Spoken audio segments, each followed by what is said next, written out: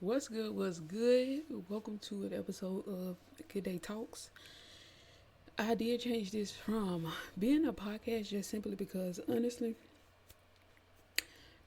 I don't think that I'm going to be doing the whole podcast set up and get up. Now, what I will be doing is switching up kind of how I go about doing my Good Day Talks. So, definitely know that much. I'll probably change up locations depending on what's what because sometimes I'm going to be going mobile, set it up, sit outside, chop it up with y'all, and just be talking. Sometimes I'm going to have to do this from desktop like where I am now because I have a few things that I kind of want to react to or really have a discussion about more. So I'm just kind of going through content or videos on maybe YouTube or somewhere on the internet and just having a discussion about them. So, with that being said, with that being said, what I am going to be doing is kind of that same process at this time, and that's going to be going through some videos. I have a specific video that I'll be reacting to, and I honestly just did this, and I'm redoing this because every time you have to switch up your setup, honey, you gotta, especially, okay, in my case, let me get this out real quick. If you're watching this on YouTube, I'm live right now on Twitch. If you are not following me on Twitch and catching it live, you can definitely do that at twitch.tv.com. And you can find me at ShAyee. That's going to be three E's. So AYESHAYEE. Right. Boy, I tell you, anytime you got to switch over and do something new, because I do multiple different segments. So I do sensible reactions on here live, and I post the content on YouTube. So yeah. But I'm not gonna waste any more time. Again, if you're on YouTube, make sure you hit the subscribe button, hit the like button. You want to see me live, catch me live, then go ahead and follow me on Twitch and make sure you hit the notification bell. And yeah. Let's get to it.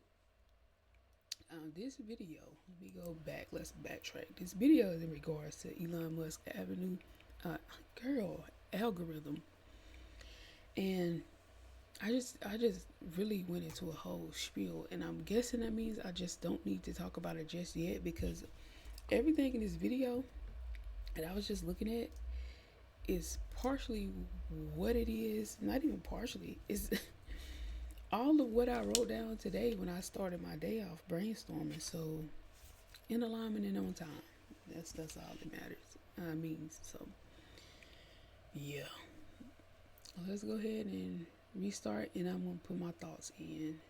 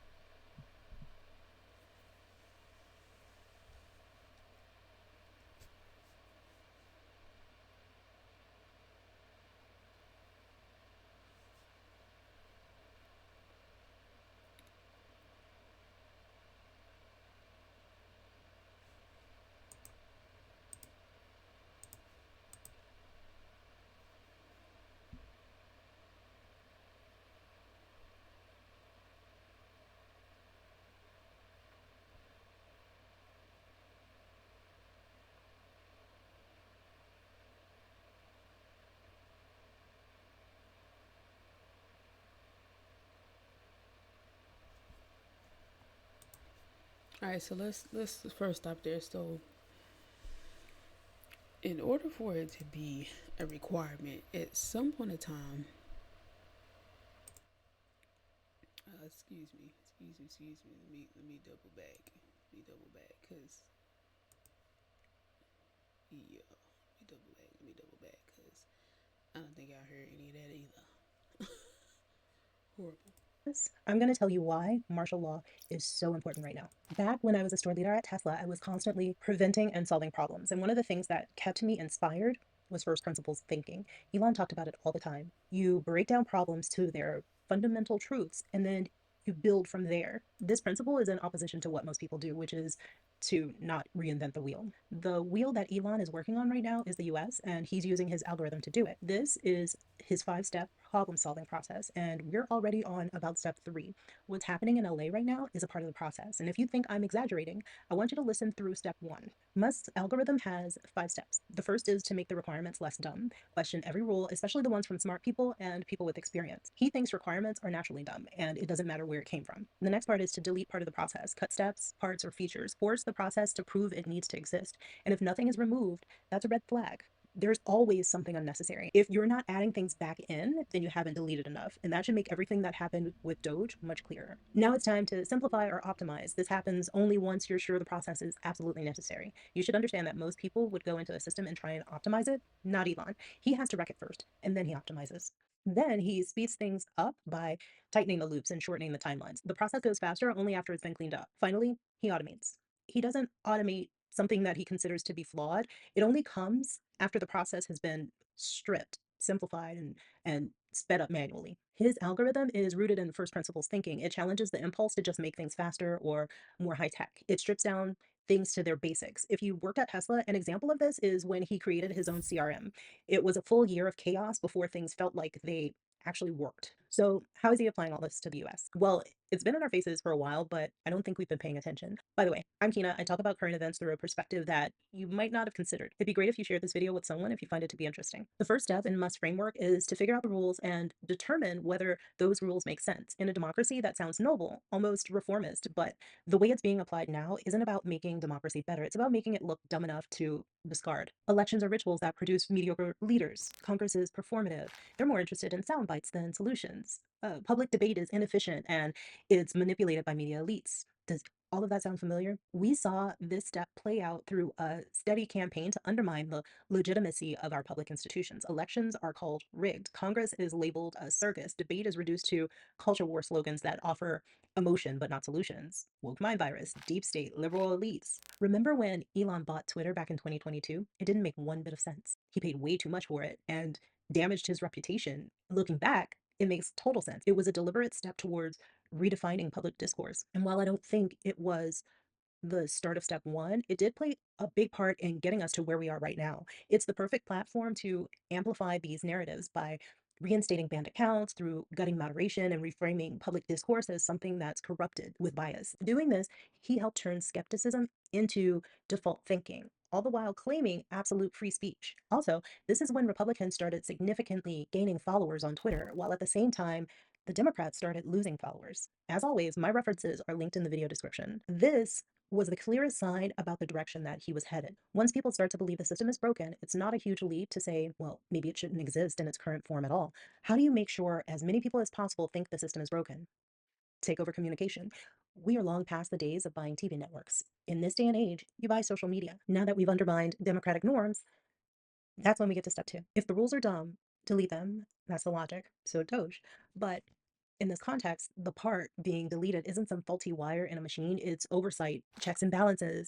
It's entire chunks of government meant to slow things down in the name of fairness and accountability. Many of us see what he did with Doge as a robbery and a mess. Regulatory bodies were gutted, ethics offices were emptied, programs that helped Americans live life were stripped so they collapse on their own. That's not because he doesn't understand what government does. It's because this was a part of the process. If parts are not being added back into the design at least 10% of the time, not enough parts are being deleted. They're deleting parts of our democracy and they're not subtle about it. This is a strip down of federal agencies. We are watching in real time as they prove they need to exist. We're here now. Musk left Doge, so he's done right. No, he's just getting started. He's installed many dark enlightenment loyalists into the government who are optimizing what is left. The goal is a tight, efficient ruling structure, like a corporate executive suite. They want to run the government like a startup. Startups don't do checks and balances, they do founder control. They do pivot or perish. They don't worry about making sure everyone gets a voice. They worry about hitting their next funding milestone. That's the logic that's crept into our politics. We're being sold the idea that deliberation is weakness and centralization is strength. That one smart guy can do what the entire Congress can't. Just pick the smartest guy and let him run things. We've already replaced public conversations with algorithmic feeds. Now there's talk of replacing public services with private platforms, AI to determine who gets healthcare. And if you don't believe this, read an open letter to open minded progressives. I've linked it in the video description. If you're tight for time, read or listen to Curtis Yarvin's Plot Against America, which is also linked. And if that's still too much, Thursday I'm going to break down an open letter to open minded progressives if you need a bit of sugar to help the medicine go down. So make sure you're subscribed so you can see that. The faster it moves, the harder it is to stop. This step is about breaking the cadence of governance. It's rapid implementation of policies, limited oversight, and no due process. Musk has left Doge, but his fingerprints are everywhere. So the acceleration can start without him.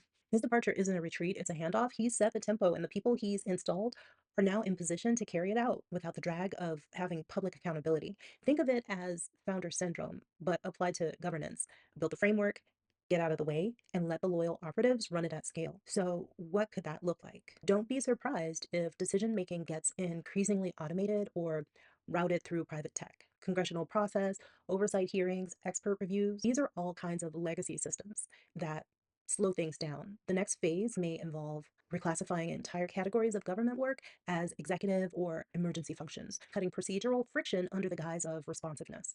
Internal government tools could quietly shift toward predictive modeling and algorithmic governance. It'll accelerate decisions while removing human oversight from the loop. Why do you think Grok and Palantir are so important? Personally, I'm not a fan of books and movies like Lord of the Rings. They do something bad to my soul. I don't like it. Anyway, Musk's playbook always includes shaping public perception in real time. Through Twitter, the public narrative will be curated to match the pace of policy changes. Whatever doesn't serve the story is going to be drowned out, reframed, and buried under a flood of new headlines. I mean, look at the story coming out of New York. Nobody's talking about it.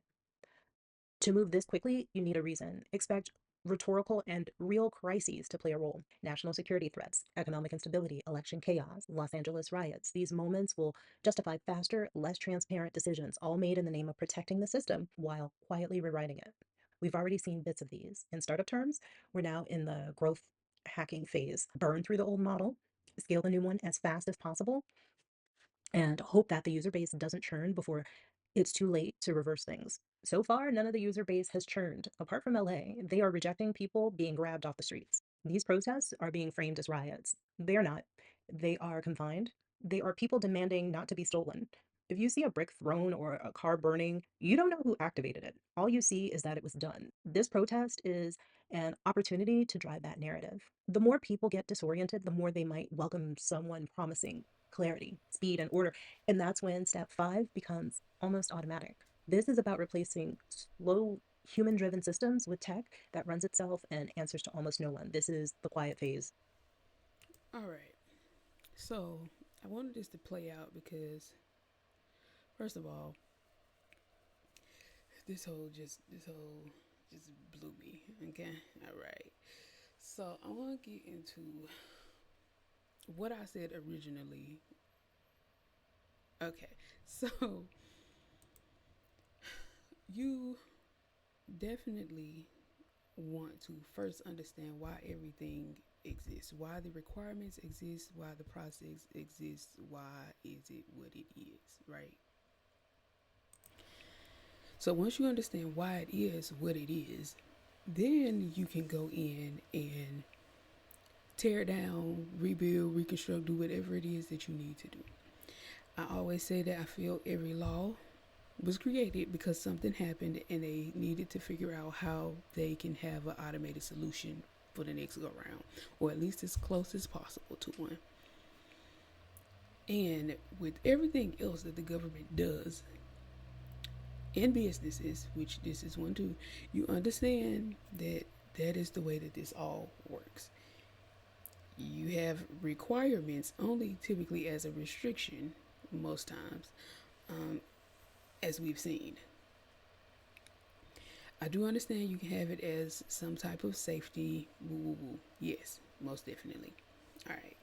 Because in what he's saying, there's also requirements. You feel me? In order for this process to continue to work, how it's working. Yes, you can go in and tweak and change and do what you need to do in order to make this process what it is continuously.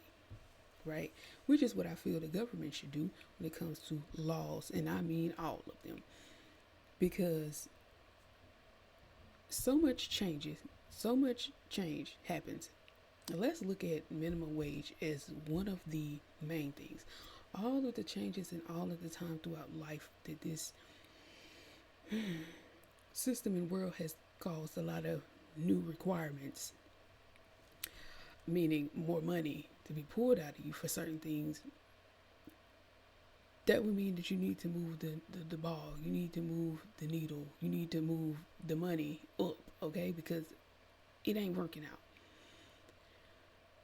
That's just like any, again, in every other process. So with this, I don't think that people understand fully, and I think now, yes, people are catching on to the baits and the sinking hook situations, and they seeing the play, you know what I mean, and they're able to get ahead of the play to some degree, or at least show that, hey, we fight back. Obviously, the no kings situation. Now, with that, what needs to happen, in my opinion, is to take this more underground, right? Get back to figuring out what in history has worked, what in history has not worked. What can we take and make better and be able to create some type of process that works. But as much as things change and how quick they change, you got to understand that this has to always be reviewed and looked at and stayed on top of, right? So you can automate all you want to, but what can happen with automation when you're dealing with situations where you really don't know how the opposing side is going to strike. You can use, again, the data, the history, you know what I'm saying? You can see all the tactics that they may try to use. But of course, that takes work and it takes time to safeguard and have your shit in order, you know. Anyway, so with that being said, the people, I feel, need to get back underground, as I stated. And when I say the people, meaning civilians, need to go back to having more in-home conversations. You might have to put your Alexa in the freezer. Um, have some at-home conversations. You might have to put the ring camera somewhere else. You might have to put the phone in a Ziploc bag, and you know, you might have to. You might have to do things a little differently, right? If you know or don't know, that's a lot of reasons why they have these secret meetings in the woods and the bushes and all of that good shit. Okay, they disconnect so they can have the real conversations that need to be had, because they understand how they're not the only ones spying. You know what I'm saying? Honey, they not. I'm tickled. They not. They're not the only ones who are listening, who are tapping in. And with that being said, I also want to talk about something when it comes to us as well with this, okay? Something can be true. That don't mean that you have to live in it, roll around in it, and drag it on to be extended, okay? Meaning, y'all understand what's happening right now in the world. We all do. But the more and more you talk about it, the more and more you amplify it. The more and more you amplify it, the more and more you're dealing with it. So with that being said, I think we need to learn how to do what Elon Musk has not learned how to do, and what got him into the situation that he's in now. And that's shutting the fuck up, okay? If you are a person who knows how to communicate without using your words. And I know you see this quite often with my people, right? Where we can look at each other and have a whole conversation without any words. We need to get back connected, okay? Because y'all talk too much and y'all don't do enough. It's a lot of talking about, oh, they doing this and oh, this going on. You hear about this. But I don't want to sit around and talk about a problem for 80 hours. We need to talk about some solutions. My thing is power in the tongue. And another thing I don't understand. Let's talk spiritual real fast. For all you good people who know how to do all of these things that you know how to do,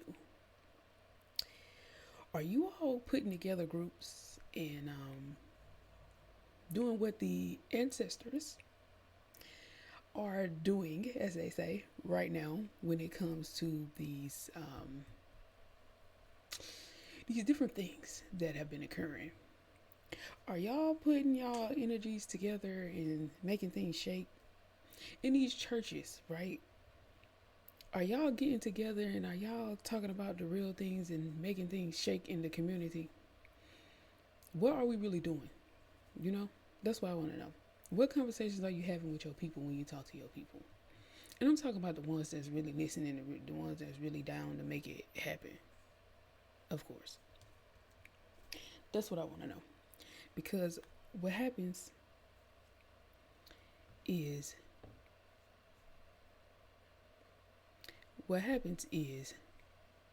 and it's just interesting how my whole shit just crashed and then it just boomed. My whole shit just crashed and then boom. That's crazy work. So I don't know what y'all missed or what y'all heard. So if you live, let me tell you something. If you live, I'm also recording this. So it's gonna be a little bit of ping and play because sometimes this live may not be, you know what I'm saying? The signals might get tired and twisted a little bit. So come on over to my YouTube channel. It's ShAyee, AYSHAYEE.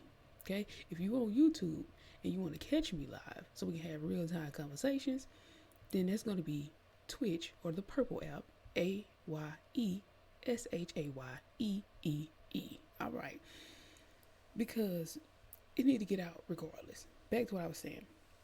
There's power in the tongue. If you continue to drag on all of this sadness, it's one thing with having a lesson in something like a movie. And y'all gave Tyler Perry bullshit for the Straw movie. Talking about it's lowering your vibration. No, the only thing that's lowering your vibration is you. I watched the movie. I experienced the emotion it was meant to give me at the time. And the next day, I continued on. The issue is that a lot of y'all are holding on to a lot of energy and y'all don't know how to clear y'all energy. What happens is a lot of y'all get affected and triggered by a lot of these things that happen on this internet, and that's happening in real time, and you're not processing, you're not dealing, you're just consuming. Let's talk about the real, right? So what I need for us as everyone to do is get your shit together, okay? We got a lot of distractions. We need a lot of more solutions. We need a lot of more clearing. We need to do a lot of more of holding space to actually clear energy and to actually have meaningful, helpful conversations. And let's just go ahead and talk about one thing before I get out of here real quick, because today I was brainstorming and there's a couple different topics I came up with that I'm going to be discussing. I want to talk about AI. I want to talk about the music, and specifically the music in our culture. I also would like to talk about what I just got finished talking about, which we have the power in the tongue and in our actions, and we are really the ones who move the motion, right? Okay. And then I also wanted to talk about the thing of you existing, but you're not pushing anything forward. When you leave, all of the knowledge and all the wisdom that you have goes with you. If you have never put it out, you never put anything into put seeds anywhere, then you're leaving nothing to bloom. You're leaving nothing behind. Everybody know one seed can multiply and end up becoming hella more seeds. Okay, all right. Y'all want to put seeds in each other and to create these beings, but what are these beings doing? You know what I'm saying? So you're not always creating good seeds. You're just creating. You know what I'm saying? So those are the things I will be talking about. And yeah, cause it's gonna get real. That's why I stated we'll be doing good day talks, because this podcast thing sometimes you that get in the way. The word gets in the way of what this really needs to be about, because I don't want to play games. I don't do any of that, right? I don't want to do this generic version of what I really wanted to do with this good day situation, because at the end of it all, what we are here to do is to move us all forward in a way that's beneficial to us all and not just some. We all, again, know that it's not going to be complete, meaning everybody is on the exact same trail. We got to have opposition, right? You got to have opposition. It is what it is. It keeps you strong. It keeps you, it is what it is. If you're a person that believes in the book, then you understand it's ops everywhere, right? It's always going to be ops. You get it. You got it. Okay, cool. So now that you know that, what are we going to do moving forward? That's the question. So what I will be doing moving forward, and what I will be putting out in my community, in my space, is real conversations. The long way. And I'm going to be honest with y'all now.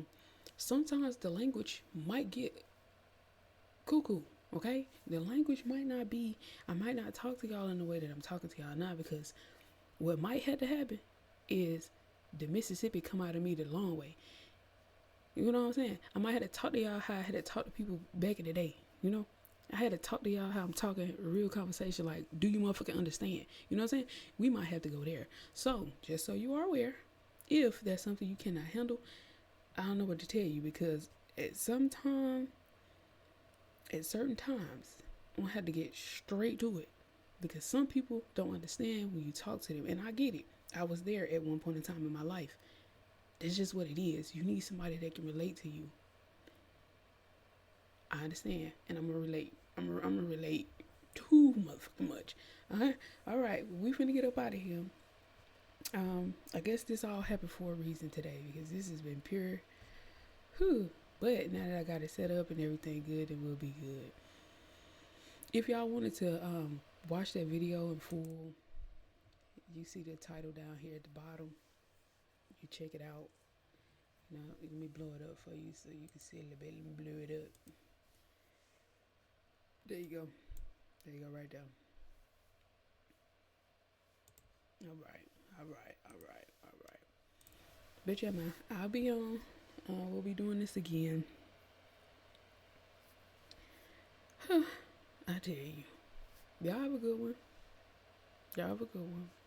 Everything's still good. You know what I'm saying? Still gonna be a good day. But that comes from you being able to regulate your emotions and your energy.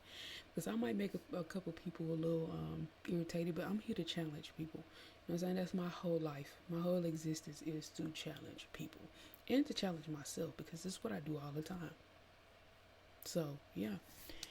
Yeah, have a good one for the last time. And, yeah.